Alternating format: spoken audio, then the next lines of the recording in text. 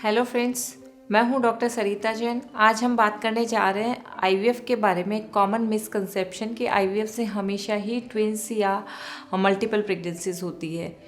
तो इसकी सच्चाई के बारे में आज हम जानेंगे। ये फैक्ट है कि आईवीएफ में नेचुरल कंसेप्शन की तुलना में मल्टीपल प्रेगनेंसी की संभावनाएं ज़्यादा होती है, पर ऐसा कोई ज़रूरी नहीं है कि हमेशा ही ट्विंस या ट्रिपलेट्स हो। ये कई चीज़ों पे निर्भर करता है। आईवीएफ के दौरान हम लोग यूजुअली एक एम्ब्रियो की बजाय 2 या 3 एम्ब्रियो ट्रांसफ़र करते हैं। ऐसा इसलिए करते हैं क्योंकि जो एम्ब्रियो ट्रांसफ़र किए जाते हैं, कोई ज़रूरी नहीं है कि सारे क्रोमोसोमली नॉर्मल हो।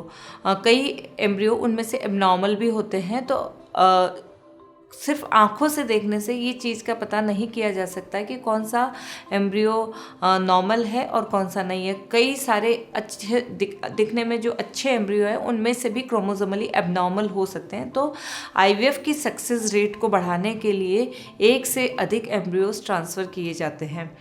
और जैसे जैसे महिला की उम्र बढ़ती है वैसे वैसे जो क्रोमोसोमल एबनॉर्मलिटी होती है एग्स में वो बढ़ती है। तो इसलिए उम्र अधिक होने के साथ में भी एम्ब्रियो एक से ज़्यादा ट्रांसफ़र किए जाते हैं ताकि कुछ एम्ब्रियोज उनमें से नॉर्मल हो और वो इम्प्लांट हो सके। मल्टीपल प्रेगनेंसीज से क्या नुकसान हो सकता है? ट्विंस या ट्रिपलेट जो भी प्रेगनेंसीज होती है इनसे क्या नुकसान हो सकता है? ज़्यादातर जो मल्टीपल प्रेगनेंसीज होती है वो इजीली मैनेज हो जाती है, परंतु कुछ लोगों में कई बार कॉम्प्लिकेशंस हो सकते हैं। जैसे बच्चों का वेट कम हो सकता है, बच्चे कमज़ोर हो सकते हैं, डिलीवरी टाइम से पहले हो सकती है। कई बार जो प्रेगनेंसी होती है उसमें बीपी अधिक होने का रिस्क हो जाता है। कुछ लोगों में शुगर बढ़ जाती है जिसको जेस्टेशनल डायबिटीज़ कहते हैं। तो इस तरह के ये सारे कॉम्प्लिकेशन जो ट्विंस या ट्रिपलेट्स जो होते हैं उनमें ज़्यादा होते हैं। तो नेक्स्ट जो चीज़ आती है ये है कि ऐसा कुछ है कि हम जो मल्टीपल प्रेगनेंसीज है इनको आईवीएफ में उनको कम कर सके या अवॉइड कर सके। तो इसके लिए कुछ नई टेक्नोलॉजी है जिनको फॉलो करके हम मल्टीपल प्रेगनेंसीज का नंबर कम कर सकते हैं। जैसे एक चीज़ है वो है जेनेटिक टेस्टिंग।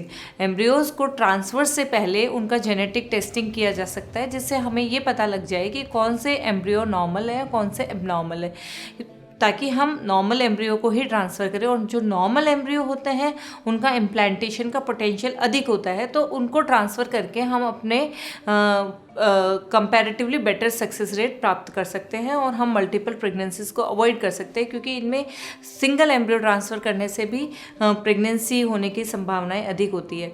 और जो एक और एडवांसमेंट है वो है ब्लास्टोसिस्ट ट्रांसफ़र। ब्लास्टोसिस्ट हम डे 5 जो एम्ब्रियो होता है उसको कहते हैं। बहुत सारे सेंटर्स पे डे 3 एम्ब्रियो ट्रांसफ़र किए जाते हैं और डे 3 जो एम्ब्रियो होते हैं उनमें एबनॉर्मलिटीज़ का हमें पता नहीं लग पाता। बहुत सारे एम्ब्रियो एबनॉर्मल होते हैं, तो इसलिए यूजुअली 3 एम्ब्रियो या कई लोग 4 एम्ब्रियोज़ तक भी ट्रांसफ़र करते हैं। तो इसमें कई बार अगर उनमें नॉर्मल एम्ब्रियोज़ का जो है वो नंबर ज़्यादा होता है तो ज़्यादा एम्ब्रियो इम्प्लांट हो जाते हैं और मल्टीपल प्रेगनेंसी होती है। अगर हम उन एम्ब्रियो को डे 5 तक ग्रो करते हैं तो डे 5 तक यूजुअली वही एम्ब्रियो पहुंच पाते हैं जो क्रोमोसोमली नॉर्मल होते हैं। ज़्यादातर एम्ब्रियोज डे 5 तक नहीं पहुंच पाते। तो अगर हम डे 5 ट्रांसफ़र करते हैं तो हमें 3 या 4 एम्ब्रियो ट्रांसफ़र करने की ज़रूरत नहीं होती। हम 1 या 2 एम्ब्रियो भी ट्रांसफ़र कर सकते हैं और बेटर सक्सेस रेट प्राप्त कर सकते हैं। और जो एक और चीज़ है डे 3 एम्ब्रियो के लिए वो ये है कि डे 3 तक एम्ब्रियो फेलोपियन ट्यूब में रहता है और वो डे 5 होने तक ही यूट्राइन कैविटी में पहुंचता है। तो जब हम day 3 embryo transfer uterine cavity में करते हैं तो हम एम्ब्रियो को उसके नेचुरल होम में ट्रांसफ़र नहीं कर रहे हैं, क्योंकि उसका नेचुरल होम फेलोपियन ट्यूब है।